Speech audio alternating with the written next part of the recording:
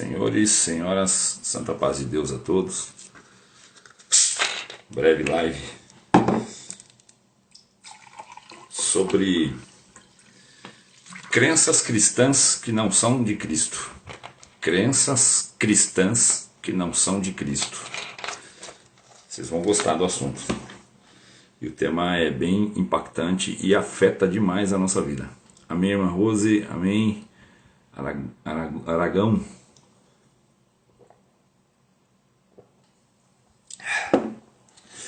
Tem que beber água, pensa no calor que Deus está preparando. Amém, irmão Leandro?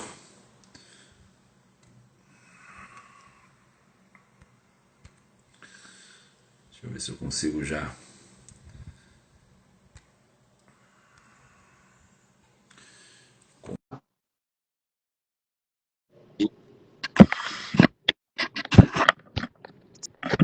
Saudações, querido. Saudações, brother. E aí, tudo em paz? Tudo em paz, graças a Deus. Deus abençoe mais uma vez de estar junto. Eu estou avisando o pessoal aqui que hoje é a live do PIC. A live do PIC. Se eles fazerem o PIC, nós vai revelar tudo. É isso mesmo?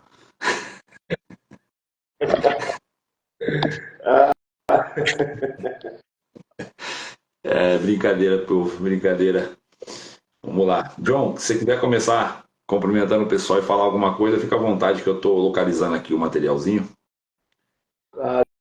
Eu cumprimento a todos, que Deus abençoe a cada um desses que estão conosco na live. E hoje nós vamos falar de um assunto importantíssimo que, sem perceber, vai moldando a nossa mente, sem perceber, vai moldando o nosso comportamento, por aquilo que ouvimos, por aquilo que vemos, por aquilo que sentimos. E as pessoas que nos ensinaram, elas aprenderam dessa maneira. E aí elas vão nos ensinando da forma que elas aprenderam. E elas não têm o conhecimento do quanto isso pode fazer mal, o quanto isso pode atrapalhar a nossa vida material e a nossa vida espiritual.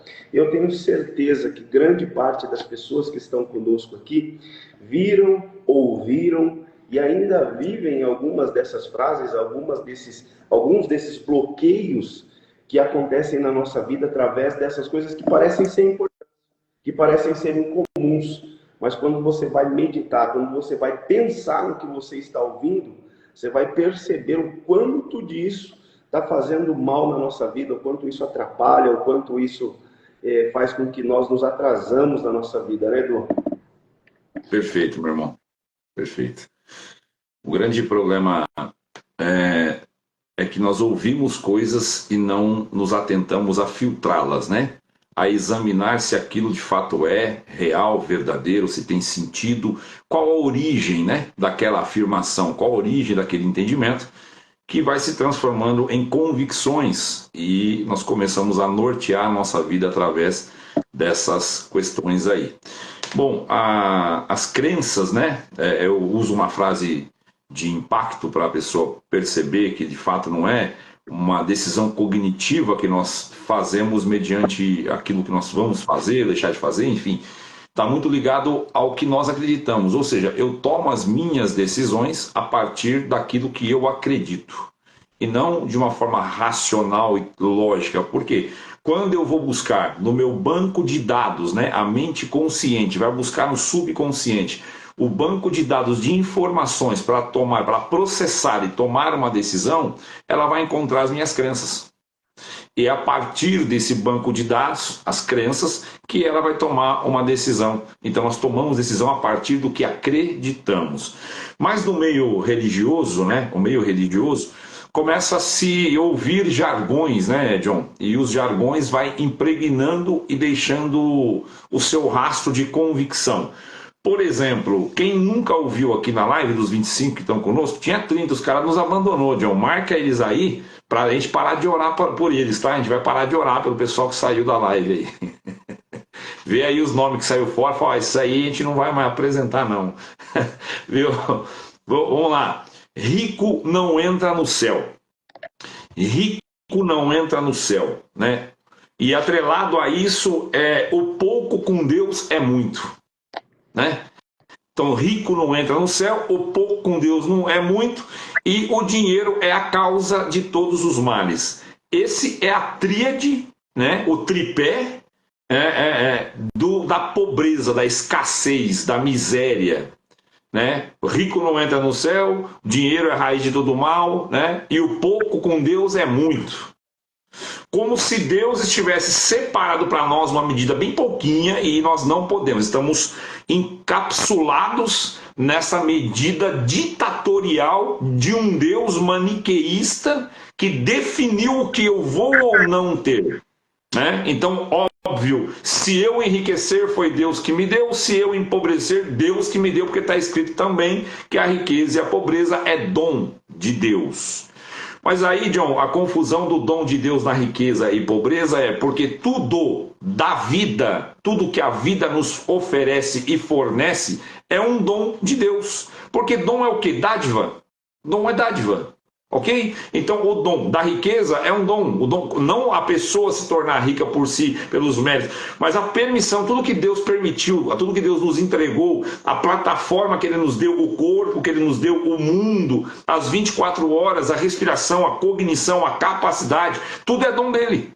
Tudo é dádiva dele. Então, mesmo eu usando o que ele me deu e sendo rico, é dádiva. Eu usando o que ele me deu e sendo pobre, também é dádiva. Mas é mérito das minhas ações, das minhas decisões, do meu semear, né?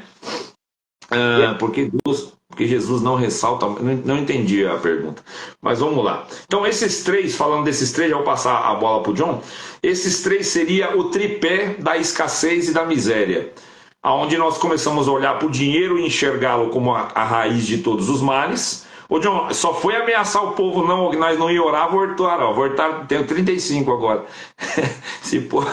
Gente, é tudo brincadeira, gente, não leva a sério.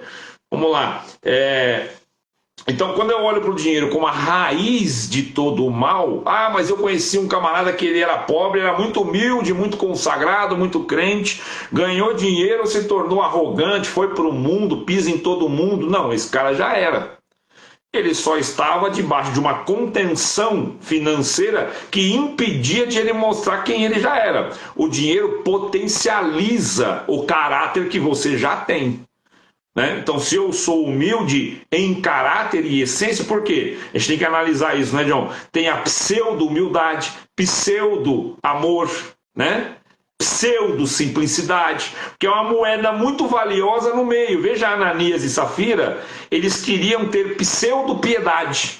Então, eles falaram assim, vou dizer que eu vendi a casa por um valor para todo mundo me olhar como piedoso. Porque ele queria pseudo-piedade, porque a piedade é uma moeda forte no meio que ele estava inserido. No meio cristão, você super valorizado, como um homem que vendeu a casa e deu aos pobres. Então, olha onde ele estava, puramente no orgulho. E o orgulho precede a queda, o resultado dele foi o que foi. Mas o que eu quero dizer, então, a raiz de todo mal não está no dinheiro, está no coração. Porque o que a Bíblia diz é, o amor ao dinheiro é a causa de todos os males. Tá certo? E quando se fala do que o rico não vai entrar no céu, está atrelado a que é mais fácil um camelo passar no fundo de uma agulha, né? Do que um rico entrar no reino do céu. Mas esse rico é igual o mancebo. Era uma associação do mancebo. Porque quando o Senhor disse para ele, ele perguntou, o que eu preciso fazer para entrar no céu? O Senhor falou assim, tem que cumprir os mandamentos. Aí isso eu já faço. Ele falou, então, vende tudo o que tem e me segue. Aí ele não conseguiu. E olha para você ver que, em contraste a isso, John, nós temos Abraão e Pedro. Abraão e Pedro. Abraão veio da terra de Ur dos Caldeus, aonde tinha o deus Moloque. Deus Moloque, ele aceitava sacrifício de crianças. Abraão já tinha 1 século de idade, uma mulher que já não tinha mais fertilidade para gerar. Ele esperou décadas aquela criança, o menino Isaac. Quando o menino já era um menino de uma certa idade, já tinha relacionamento com o pai, já tinha amor, afeto, entranhamento, sincronização, já tinha esperanças, promessas, conversas, confidências, nessa hora Deus pede o filho. Porque não é sobre o filho, é sobre o coração, né ou não é? Ele queria ver onde é que estava o coração de Abraão, já que para o Deus de Moloque, da onde sai a tua raiz, familiar, lá vocês ofereciam filhos. E para mim, vocês oferecem? Você tem coragem de oferecer teu unigênito, teu primogênito? Oferece ele. Quando ele ofereceu, ele falou para o Senhor: o meu coração é teu, independente do que tu me pedir, porque Deus nunca quis a criança. Deus queria o coração de de Abraão, perdão. Quando Pedro estava lá a noite toda lançando rede e não pegava nada, e ele era pescador, e ele já tinha se comprometido com Jesus, tinha errado com Cristo. O Senhor volta lá e não fala para ele: Pedro, desce do barco e vem me seguir. Sabe por quê, John, que não? Porque o barco estava vazio. Abandonar um barco vazio é fácil. Ele falou: não, lança primeiro a rede para a banda direita. A hora que encheu o barco de 150 e poucos grandes peixes, que o barco estava abarrotado, ele falou: agora abandona e me segue. Porque agora eu quero ver onde é que está o teu coração. Você não é pescador? Então agora você obteve sucesso. Então o amor ao negócio é que troca. É ou não é? Troca. Se eu amo mais o dinheiro, então eu deixo de amar a Deus. Então o amor ao dinheiro é a causa de todos os males. Então está tudo ligado nesse sentido. Por que a prosperidade não vem? Porque dinheiro é a causa do mal. O pouco com Deus é muito. Então você não tem motivação para crescer, né? E acha que Deus te separou aquela porção. Mas enfim, se eu for falar, eu vou falar muito. O John já deve estar com algumas no pente. John, o que você quer acrescentar, meu amigo? Eu quero que você continue falando, até porque nós aprendemos muito com isso. E, cara, é tão forte esse assunto de Ananias e Safira, que o diabo nunca quis impedir eles darem oferta, né? Ele não quis.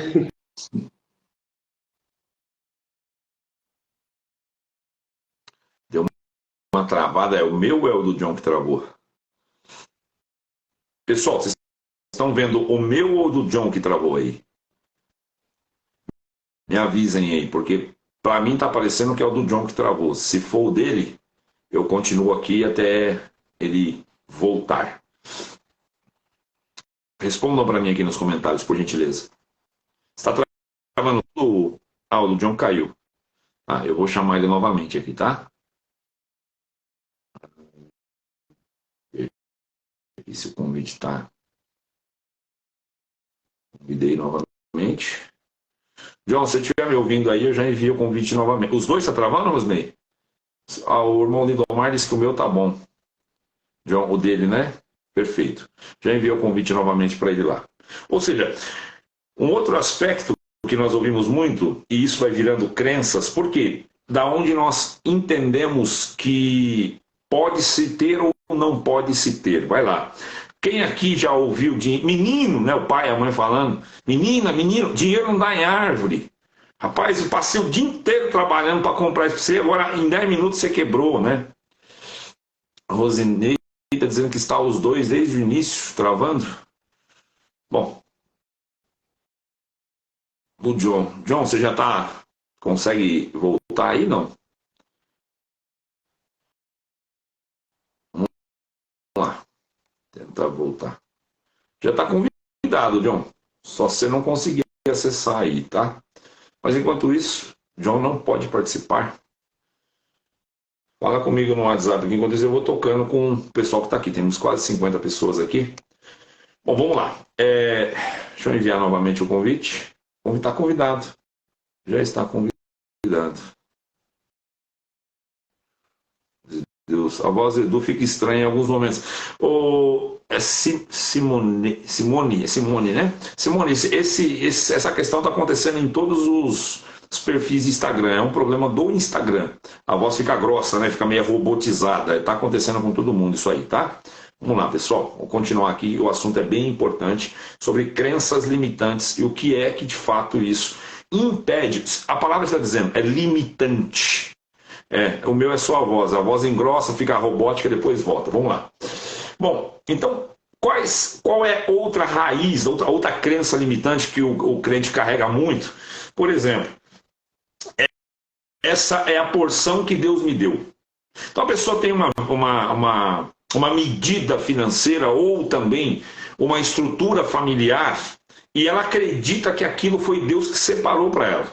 Não, eu sou assim, minha família é assim, sempre fomos assim, sempre foi a nossa porção.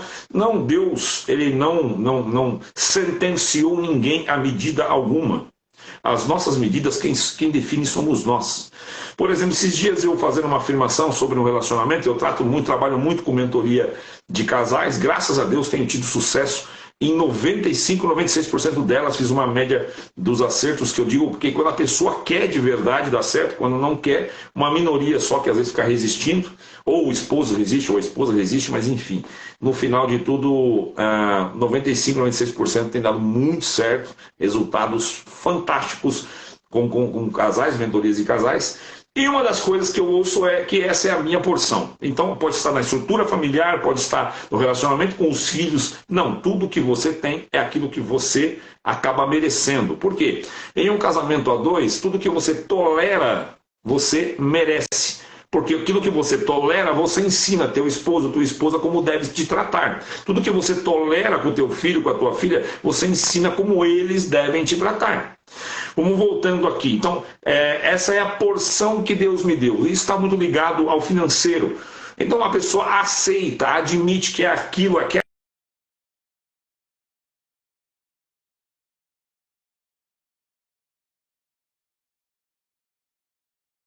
tempo todo, o crente é perseguido. Vamos lá, vamos separar tudo isso aqui. Primeiro, Deus não definiu porção nenhuma para ninguém. Tudo que você tem ou deixa de ter é mérito do teu esforço, é mérito daquilo que você semeia, é mérito daquilo que você aplica, que você aprende. Se tem alguém ganhando mais dinheiro que você em menos tempo do que você, é porque ele sabe coisas que você não sabe. Unicamente por isso. Ele sabe e faz coisas que você não sabe e não faz.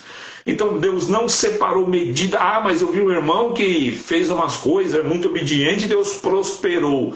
Não, ele prosperou porque ele trabalhou direito, ele fez certinho. Mas Deus não pode fazer uma obra? Pode. Já fez na minha, já deve ter feito na de vocês, mas isso é exceção à regra. Aí é que está o grande problema. Eu não tenho que andar na expectativa de que isso fosse regra, porque eu sou crente, a minha vida só vai mudar se Deus fizer um milagre. Não, a minha vida vai mudar porque Ele já me deu capacidade, inteligência, condição, 24 horas por dia. Eu tenho assim como todos têm. Como uma pessoa que tem prosperidade tem, eu também tenho. E por que é que eu não mudo a minha história, né? Vamos ver aqui, o John que enviou uma solicitação. Deixa eu ver se a solicitação está aqui. Convidei. Vou ver aqui. Recusar. Aceitar. Entrar, John. Vem. Tudo certo, John? Voltou. Show. Só terminar a conclusão aqui, John. Eu não sei se você estava me ouvindo. Eu passei pelo crente e aprovado. Né? Essa é a porção que Deus me deu, né? A pessoa parametriza aquilo que ele tem a partir de que isso é um movimento de Deus. Deus o enquadrou naquela medida e mesmo que ele queira, isso não vai mudar. Acontece que isso é uma inverdade, é uma mentira absurda de uma crença limitante religiosa. Porque tudo que eu tenho ou não tenho é mérito do que eu faço ou deixo de fazer. Eu semeio para colher. Se eu ando em círculos, repetindo as mesmas coisas, os mesmos comportamentos, os mesmos pensamentos, eu vou chegar no mesmo lugar, ter o mesmo resultado e viver a mesma vida. Tá certo? Agora, se eu mudo o meu comportamento, mudo as minhas ações, eu mudei minhas sementes. E se eu semeio outras coisas, eu vou colher outras coisas. E isso Deus nos deu total autonomia e liberdade. E Ele prospera nessa direção. A única coisa é que nós temos que ter alguma coisa atenta aqui, é sobre a nossa ambição ser ambição generosa, que é o que está lá em Provérbios, tá certo? Que o generoso prosperará. Ou seja, todo o meu crescimento financeiro, toda a minha prosperidade tem que estar atrelada a um forte sentimento, a um senso de propósito, aonde eu quero derramar essa benção na cabeça da minha família e de outras pessoas. E não derramar sobre o meu ego, o meu status e o meu posicionamento. Que é o que Tiago vai falar. Vocês pedem e não recebem, porque pedem mal, porque pedem para o seu próprio deleite. doente, então nem oração é atendida, quanto mais eu buscar alguma posição financeira para que o meu nome seja destacado, para que a minha pessoa seja exaltada. Deus não está nisso. Então, todo o propósito de crescimento de um cristão tem que ser pensado em servir. O pilar servir, nesse caso aí, tem que ser o norteador. Eu vou crescer, transbordar, vou cobrir os meus, abençoar o meu lar, mas vou contribuir fortemente, serei altamente generoso com as pessoas, com os projetos, com a igreja, com os menos favorecidos. Eles serão pensados prioritariamente, e eu não penso em mim, e tudo que eu tenho, eu vou viver como se eu não tivesse. Não vou estar demonstrando, desfilando, ostentando, porque ostentação é uma das manifestações do orgulho. Ostentação é uma das manifestações do orgulho, e o orgulho precede a queda. Então eu tratei aqui, John, rico não entra no céu, dinheiro é a raiz de todo mal. Tratei Deus vai cobrar crente aprovado. Essa é a porção que Deus me deu. O que é que você gostaria de trazer agora, meu irmão? Du, tem uma outra que eu gostaria de trazer para nós, que infelizmente vai crescendo no nosso meio de tal modo e é alastrado, que é o famoso todo crente é perseguido. Tudo que acontece porque eu sou crente. As coisas estão difíceis para mim porque é natural o crente sofrer, é natural o crente passar prova. E eu acabo utilizando isso como uma grande muleta. E grande parte eu vou colocando nos meus filhos, na minha família, eu vou impondo a eles uma vida de mentalidade escassa, de mentalidade difícil.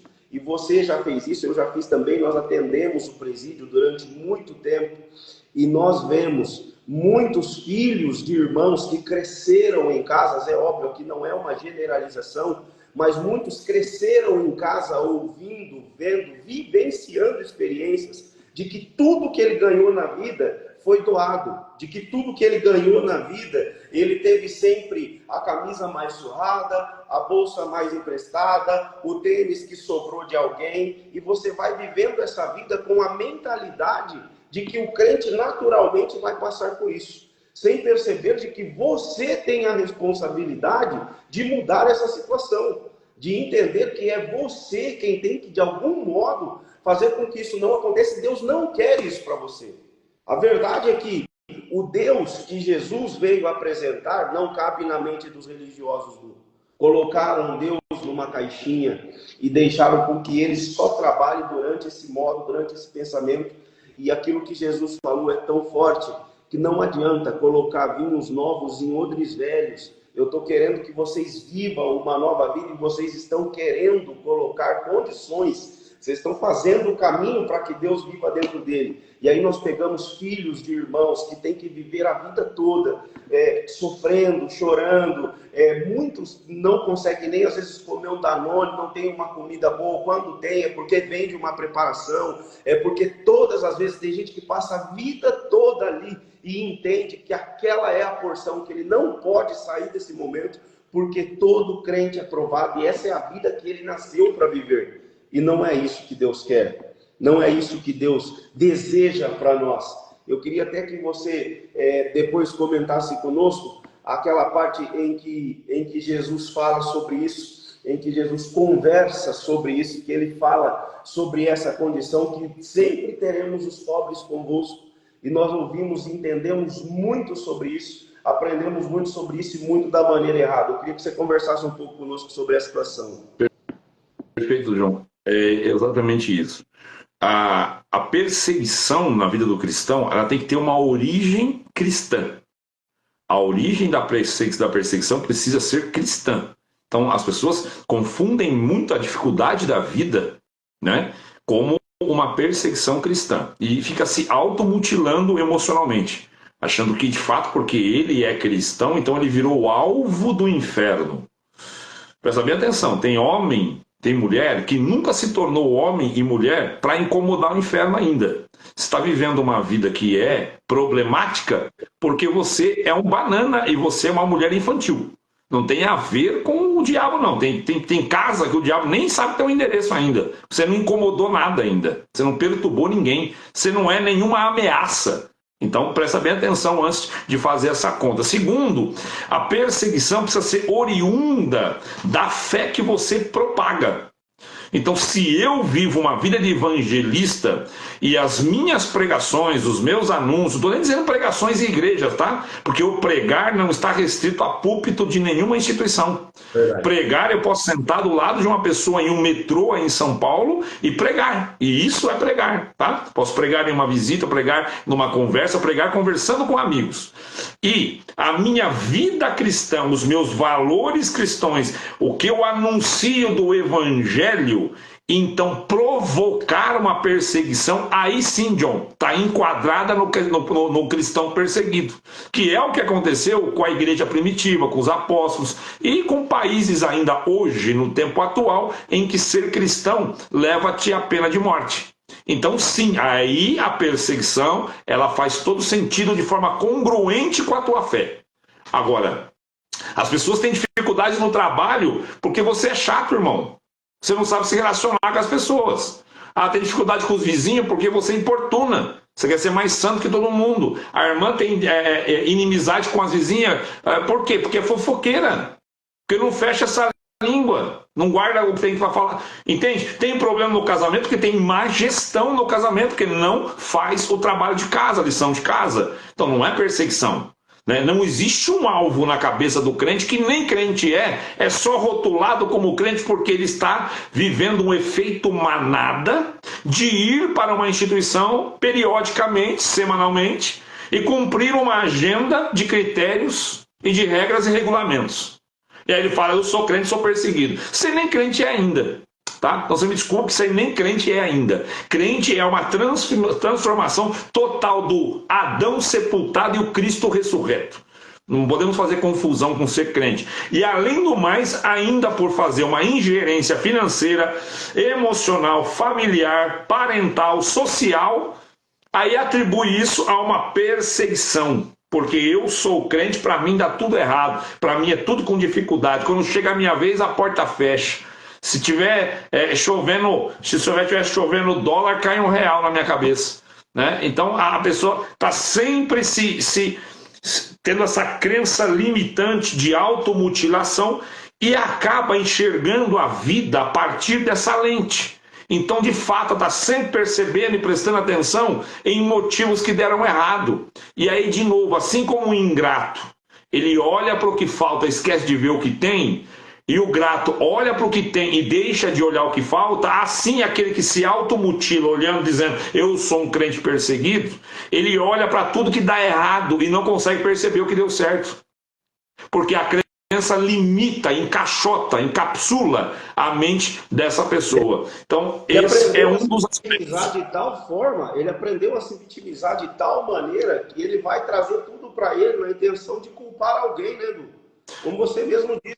Quer dizer, o cara nunca foi crente para incomodar o inferno e nós vivemos num país que ainda é livre para nós sermos crentes e tal. Às vezes o cara chega atrasado, ora até de madrugada, não chega no horário, não respeita os amigos. Ah, não, mas crente é provado, eu estou passando isso porque eu sou crente. Sim. Não tem a condição de se autorresponsabilizar. Nós estamos vivendo a geração mais vitimista que existe, irmão. Nós procuramos momento para culpar todo mundo, nós procuramos situações, sentimentos para culpar todos, mas nós não conseguimos olhar para dentro de nós. E aí essa é uma condição que o cara colocou de uma forma muito fácil. E já entra junto com essa aí, essa é a porção que Deus me deu. Essa eu já falei aqui, exatamente, está atrelado, né? Essa é a porção que Deus me deu.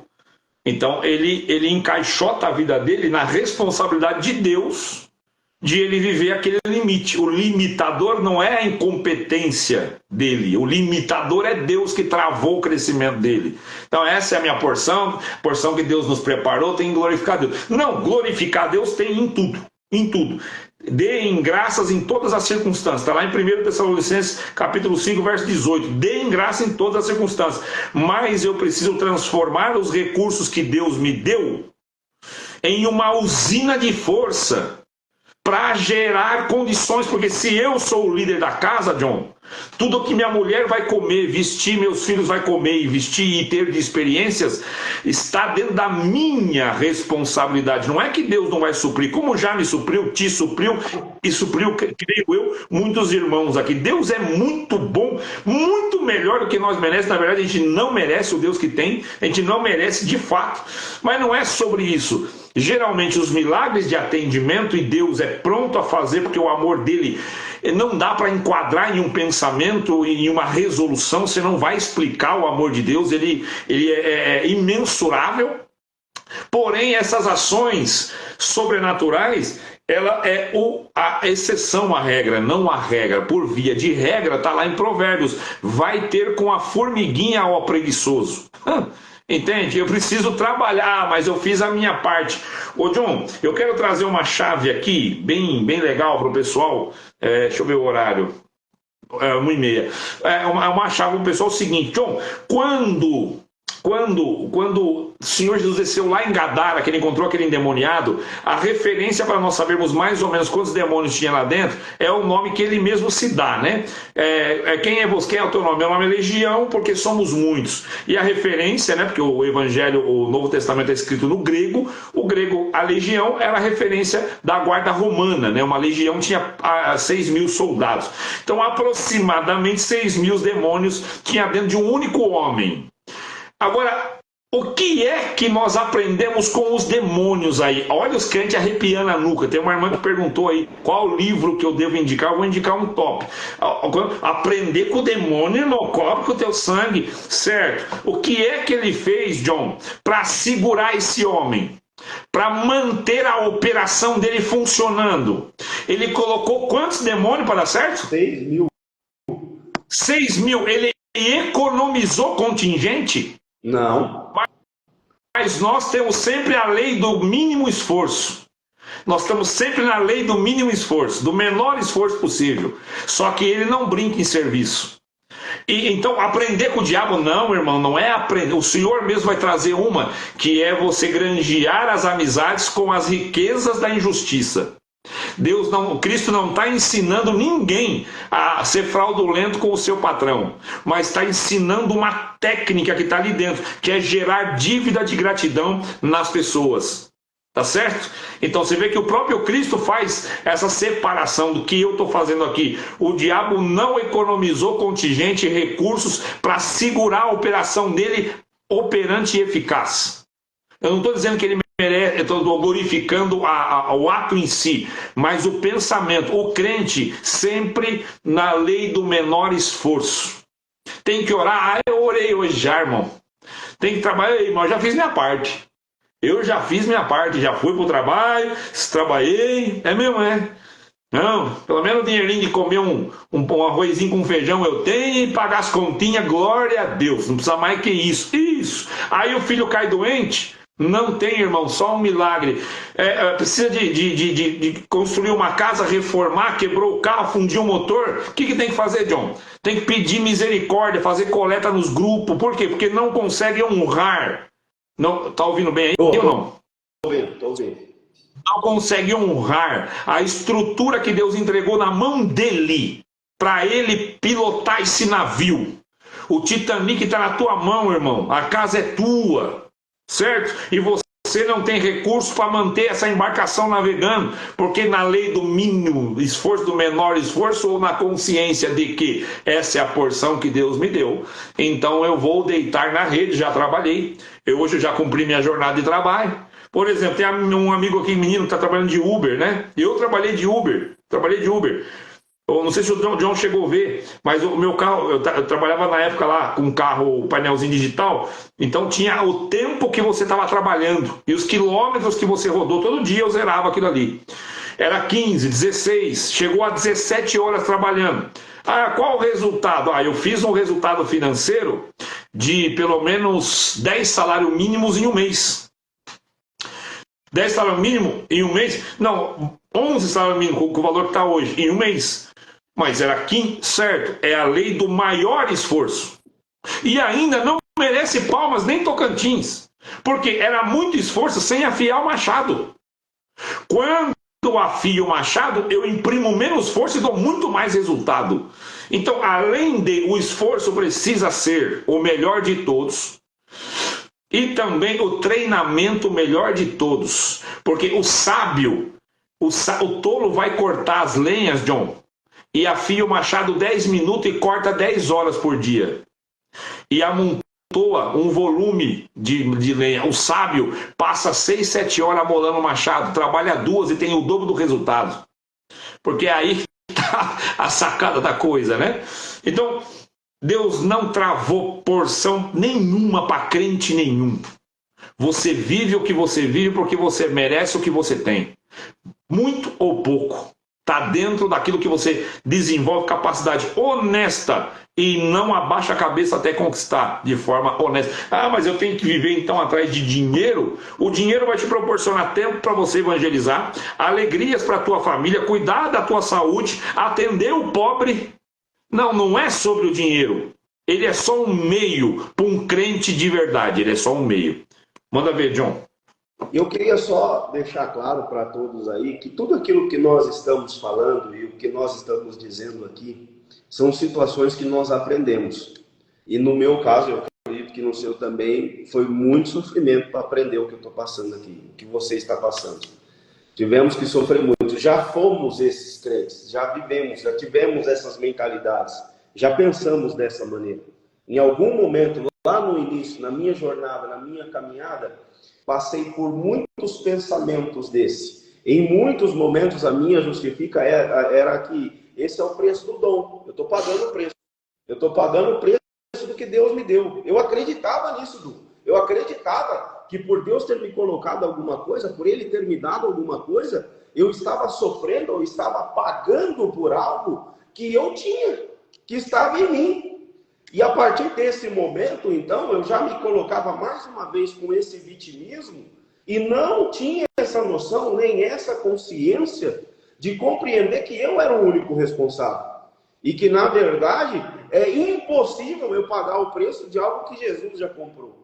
Que eu não tenho moeda, né? Como nós já conversamos. Não existe moeda nesse mundo que consiga pagar aquilo que Jesus comprou. Se Ele comprou o dom do sangue dele, que moeda eu teria para ser equivalente a essa? Nenhuma. Então, durante muitos sofrimentos na minha vida, durante muitos problemas, durante muitas guerras, eu justificava essas guerras falando que esse é o preço do dom. Eu estou pagando porque eu prego, porque eu vejo um milagre, porque eu entro numa oração e Deus usa de mim. E eu vejo, e ali quanto mais Deus fazia, como nós mesmos já dissemos, quanto mais Deus fazia, eu me sentia confirmado por Deus a viver aquele instante.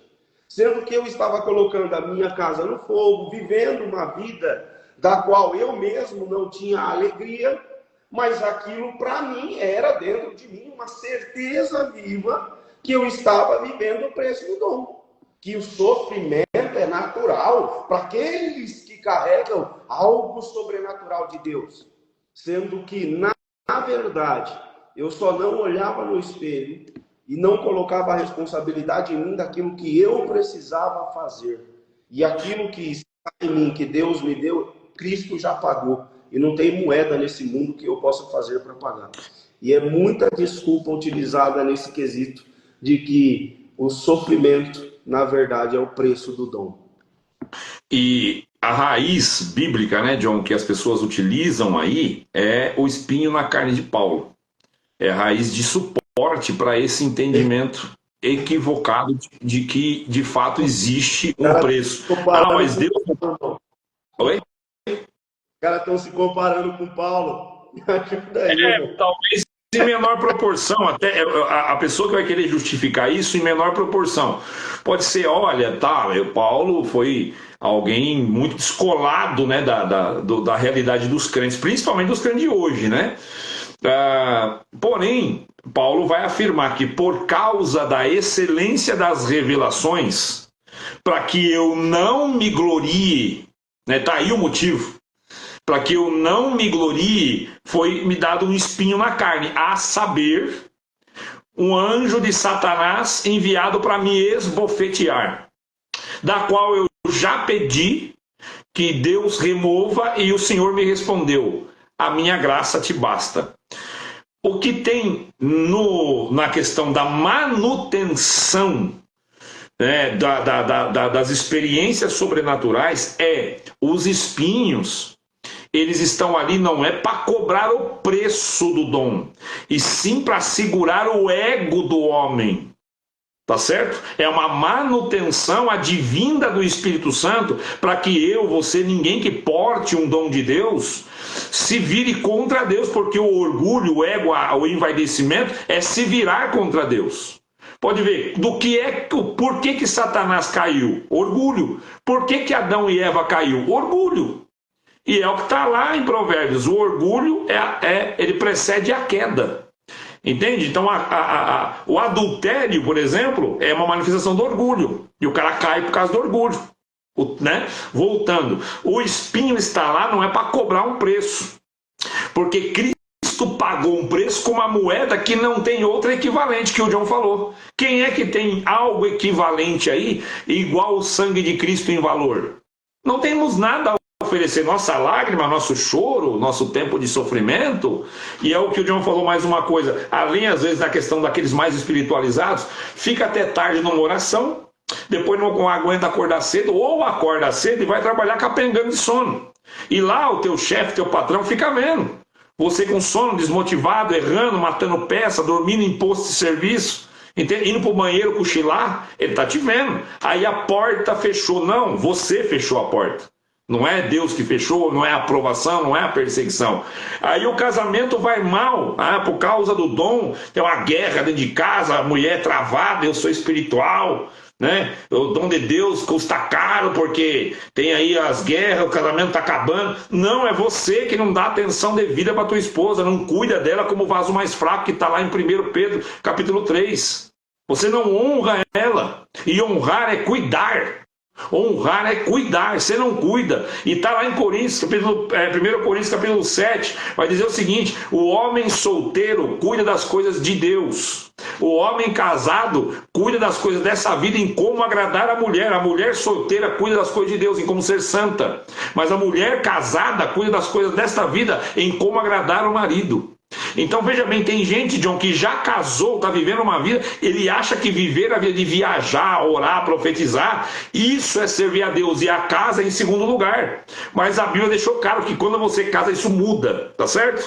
Então não tem preço de dom que eu e você, qualquer ser humano nessa terra, possa pagar. Por isso que essa ideia é esdrúxula. É esdrúxula, não tem o menor sentido. Não tem o que eu ofereça a Deus que tem preço equivalente ao dom que ele garantiu com o próprio sangue, com a própria morte. Entende? É isso aí. Agora uma outra, se tem alguma aí, eu tenho umas duas aqui para falar ainda. Você tem mais alguma no pente? Vamos lá. Vamos lá. Sofrimento purifica. Sofrimento purifica. As pessoas acreditam mesmo, né, que o sofrimento ou a enfermidade, no final da vida, Deus colocou a enfermidade no irmão lá, purificou e levou para o céu. É sério mesmo? Tem um monte de moribundo que ficaram em cima da cama, agonizando, e não purificou nada, porque enfermidade não purifica ninguém. Pode te colocar medo. Você ficar aterrorizado com a morte, nossa, eu vou para o inferno. Isso que dá uma de santo, mas não é porque você amou a Cristo, é porque você ama a si mesmo. Quando a Bíblia fala amantes de si próprio, esses também estão enquadrados. Pessoas que estão jogadas no fundo de uma cama, John, enfermo, e decidem ser santos a partir da enfermidade, que a porta da morte está na frente dele. Então agora eu decidi ser santo. Rapaz, é tão profundo isso. Vamos lá. Esse dia um camarada conversando comigo, ele falou que Deus criou um caminho na vida dele. Eu falei, tá, então só me diz para eu entender.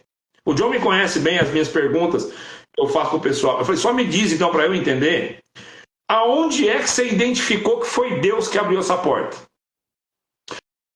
Uai, porque eu vou mudar para uma outra cidade, trabalhar ali, eu vou ganhar quase o dobro, irmão. Aí eu falei, mas então tá fácil convencer você. Se for mais é Deus, se for ganhar menos é o diabo. Pronto. O diabo só precisa te oferecer um pouco a mais que é Deus. Isso é fácil de ser enganado. O propósito de Deus não está atrás de porque eu ganho mais. Mas vamos voltar aqui, né, para a purificação. Ou seja, o inverso também é válido. Se eu estiver então passando num processo de enfermidade, é Deus me purificando? Não, queridos, a única coisa que purifica é o sangue de Cristo. E é a Ele que eu preciso recorrer genuinamente, intencionalmente para amá-lo. E não porque para mim está dando ruim. Agora que eu estou com saúde, estou belezinha, vou tocando a vida do jeito que eu quero. Caí numa cama, enfermidade, o médico falou, ai, você tem 3 meses de vida, virei santo. Agora virei santo. Agora não falo mais palavrão, agora não penso mal de ninguém. Ó, tô aqui deitadinho assim, ó. Você é louco, irmão. É Deus, Jesus e eu, tem mais ninguém santo. De tão santo que eu tô. Lógico, eu tô me cagando de medo de morrer e ir pro inferno. Então nunca foi sobre Cristo, sempre foi sobre mim. Então o sofrimento não purifica ninguém, só torna o egoísta mais egoísta ainda. E ele acha que no final dessa jornada ele vai alcançar o rosto de Jesus. Não vai não. Não vai não, queridos. Não vai. Porque a intenção não é amor a Deus, é amor a si próprio. Está escrito lá que nós temos que fazer de coração, sentimento, tá certo? Mas lá a igreja de Éfeso era a igreja que fazia tudo. E Deus disse, é uma igreja caída. Então eu posso estar em cima de uma cama, desesperado para me consagrar, porque só nessa hora, enquanto eu tive vida boa, a minha prioridade não era Cristo. Quando a minha saúde estava lá, a minha prioridade não era Cristo. Quando eu tinha dinheiro, a prioridade não era Cristo. A prioridade era os amigos, era o churrasco, era falar palavrão, é consumir porcaria, era cobiçar, era mentir, assim vai descer. Agora que eu não tenho mais essas opções, então eu vou dizer que a purificação, a enfermidade vai me purificar.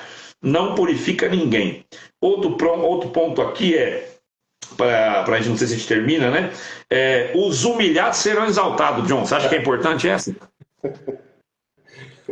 Os humilhados serão exaltados. Na onde que está escrito, Du? Qual que é o verso que está escrito mesmo? Eu não lembro. Rapaz, deve estar em algum jornal aí, porque na Bíblia não está não. Na Bíblia não tem isso aí. Né? Certeza. Mas aí você vê, além de tudo, todo mundo prega e ouve, né, John? Você quer comentar alguma coisa sobre? Fica à vontade, meu irmão. Essa aí os humilhados serão exaltados, né? Quer dizer, é mais uma raiz de vitimismo, né? É mais uma raiz de vitimismo, é mais uma raiz, é mais um braço de eu acreditar que aquilo que eu estou vivendo eu faço, porque Deus precisa fazer algo por mim. Tudo que eu estou passando é o meu ego colocando Deus na parede, mais uma vez pensando em mim. Quer dizer, se eu estou passando alguma coisa é porque Deus vai me exaltar de algum modo. Eu preciso fazer algo, ou seja, eu faço alguma coisa, eu erro em alguma coisa e depois Deus precisa fazer algo para me exaltar. Deus precisa fazer algo para me honrar, porque eu, a estrelinha dourada, mereço ser honrado, ser exaltado, que Deus lá do céu me exalte. Porque em algum momento da vida eu errei e fui humilhado por alguém. E aí, e se nós olharmos aqueles que vieram antes de nós, aqueles que passaram antes de nós, me fale aonde foi a exaltação da humilhação daqueles que morreram por nós, daqueles que estiveram antes de nós, daqueles que viveram o Evangelho. Pedro, salvo engano, morreu de cabeça para baixo, Paulo morreu na prisão, João ficou na ilha de Patmos. Me fale aonde foi a exaltação deles. Eles foram humilhados, irmão. Isso é uma humilhação. Sim. Aonde que foi a exaltação deles? Qual foi a exaltação aqui, nessa terra? Aonde que eles cobraram Deus de serem exaltados por alguma humilhação que eles... E outra coisa, detalhe muito importante. Eles foram humilhados por Cristo, pelo Evangelho verdadeiro. E ainda assim não cobraram. A raiz dessa frase é uma humilhação aqui, por coisas nossas, carnais. Não tem nada a ver, a grande maioria não tem nada a ver com o Evangelho, irmão. Eles que fizeram pelo Evangelho não foram exaltados. E nós estamos esperando o quê, irmão? Se o nosso mestre morreu na cruz por nós, qual foi a exaltação dele? Aqui na terra. Foi lá o vinagre, foi a cruz... Não sei, viu? Talvez tem gente esperando aí, eu acho que não vai chegar essa exaltação não, irmão. Provavelmente não chega. E se uma casualidade chegar, ainda acha que é Deus, tá? Por exemplo, tem o revanchismo, né? Tem um revanchismo, vai para a igreja, tem um problema com o irmão lá, vamos dizer assim, tem um problema com a irmã, teve uma humilhação, teve um distrato, aí vai para a igreja, aí o camarada prega lá no púlpito, né? Que a mãe Mardoqueu, que um vai para a forca, né? E outro vai andar no cavalo do rei. Aí o camarada já fica olhando para aquele irmão que deu errado, aquela irmã que deu problema, uma disputa judicial, ou um desentendimento, ou uma porfia de ego, né? Eu não gosto do encarregado, o irmão me distratou, Deus vai provar, Deus vai cobrar caro. Bom, primeiro que essa Deus vai cobrar caro também é outra crença. Deus vai cobrar caro. Para, irmão, para. Ele vai cobrar o quê de quem não tem nada para pagar? Como é que você cobra um mendigo? Rapaz, como é que você cobra um mendigo, irmão? O que é o evangelho? E eu já volto no tema. O evangelismo é um mendigo contando para o outro que achou o pão. Tá certo? É isso que é o evangelho. Agora voltando aqui, né? Os humilhados serão exaltados. O que é que está escrito? Aquele que humilhar-se a si mesmo será exaltado. Mas quando eu espero que o humilhado será exaltado, então vamos lá, John, é totalmente anticristão isso. Vai na contramão daquilo que Cristo ensinou, totalmente. Vamos lá. Digamos que eu tenho um problema com o John aqui, eu me sinto ofendido com ele. E aí eu fui humilhado. E eu fico aguardando Deus cobrar caro do John. Provar ele, fazer ele ter prejuízo, ele sofrer algum tipo de humilhação. Estou aqui aguardando e orando. E, infelizmente, os pregadores vomitando isso no púlpito. Né? Olha, os humilhados serão exaltados. E eu ouço aquilo, é mesmo, santo Deus, aquele irmão lá, né? Ou então de comigo, o John, ele vai ter que pagar por aquilo. Quando que isso é cristão, John? Se o cristianismo prega, se alguém bater no teu rosto, oferece o outro. Se alguém mandar você andar uma légua, anda duas. Se o Cristo diz, amai os seus inimigos e abençoai os que vos amaldiçoam. O evangelho prega que aceitar que alguém me humilha é olhar para aquela pessoa e ter piedade dela e falar, meu Deus, este ainda não compreendeu o que é o evangelho, ele precisa de ajuda. Ah, mas então eu vou ficar na frente da pessoa, a pessoa me agredindo no raio de alcance dela. Não. Vou fazer gestão disso, eu me afasto para me proteger, proteger minha reputação, proteger a minha casa, para que essa pessoa não possa mais me prejudicar. Mas vou dar um exemplo aqui, um exemplo hipotético, digamos que fosse o John, então eu me afasto dele, fico no meu canto, então ele não pode mais me prejudicar. Mas passado 2, 3 dias, ele sofre um problema lá. Ele cai, se machuca, ele tem um prejuízo, e eu agora bato palma e glorifico? Eu bato palma e glorifico dizendo que bom que Deus provou o John? Ou eu olho para ele e falo, meu irmão, tá aqui minha mão, ó. Estou estendendo a mão para te ajudar, meu amigo. Oh, mas eu fiz mal. Não. O Senhor disse, pague o mal com o bem. Pague o mal com o bem. Então quem de fato é cristão, ele ama e perdoa.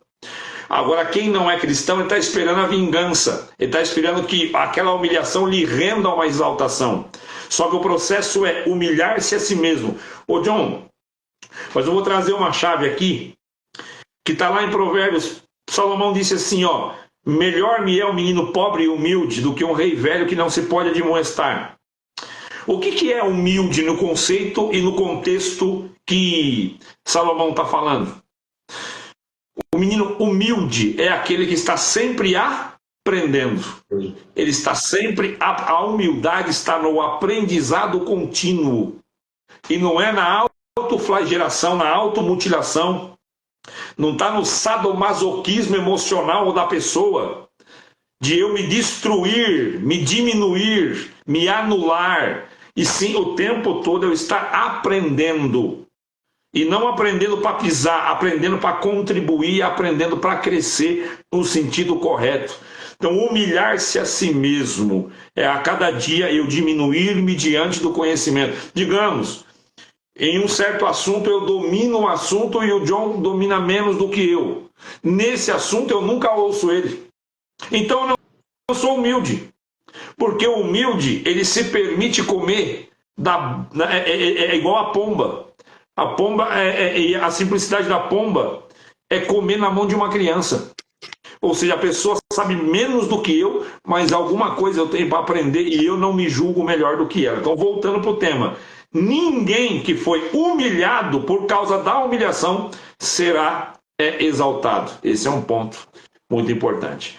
Bom, acho que nós já estamos chegando no fim, né, John? Ô, acho que sim, eu gostaria muito aí de agradecer os irmãos que estão conosco e fazer o convite para eles, né? Nós estamos com o nosso projeto e estamos iniciando agora uma nova turma e tem sido absurdo os resultados, o que Deus tem feito, o que nós temos aprendido, o que nós temos vivenciado.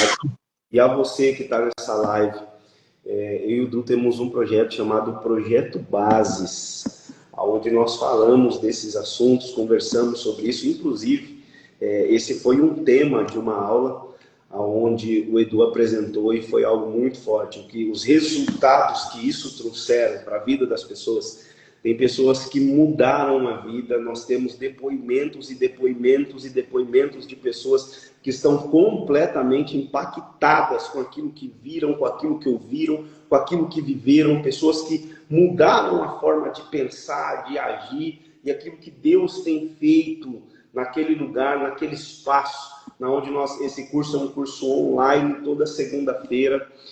Nós temos aqui a nossa irmã que participa lá, a Jéssica. É absurda o quanto tem de resultado, o quanto tem de qualidade, o quanto Deus tem feito por nós naquele lugar. E a você que está aqui nessa live, depois pode me chamar, pode chamar o Du, pode entrar no direct.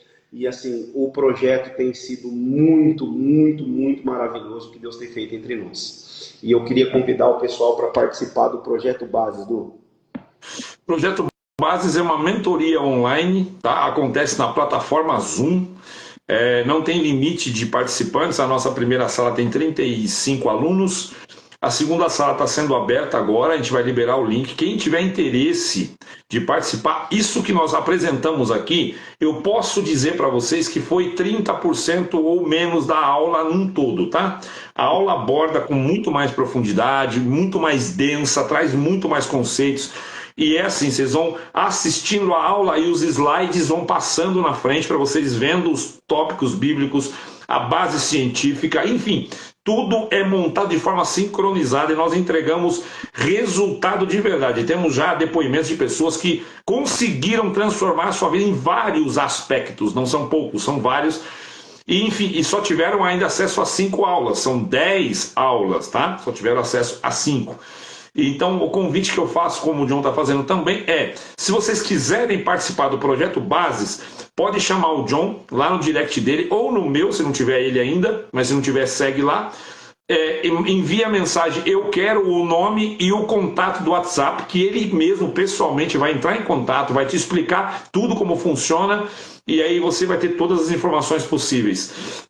Enfim, de novo, é uma aula que acontece uma vez por semana, com uma duração de 2 horas, podendo estender um pouco mais, e entregamos muito material, muito recurso, muito insight, muita Bíblia, muito evangelho para destravar o conceito religioso que impregnou as consciências. Então, não é contra a instituição A, B ou C, não pregamos isso, tá? Não falamos contra nenhuma igreja. Tá? Falamos contra o falso ensino e você identifica isso claramente a partir daquilo que nós entregamos para você. Então, a primeira esgotou rápido ali o pessoal que veio, né? Já iniciamos. A segunda nós estamos abrindo agora e quem deixar o contato já vai pegando os primeiros da fila ali e o primeiro lote. Gente, muito obrigado pela presença de todos. Deus abençoe. John, Deus abençoe como sempre de estar junto aí. Deus abençoe seu dia e gratidão por estar junto na live. Queridos, um beijo no coração aí. Fiquem com Deus. Deus abençoe de todo o coração. Fiquem com Deus. Um grande abraço.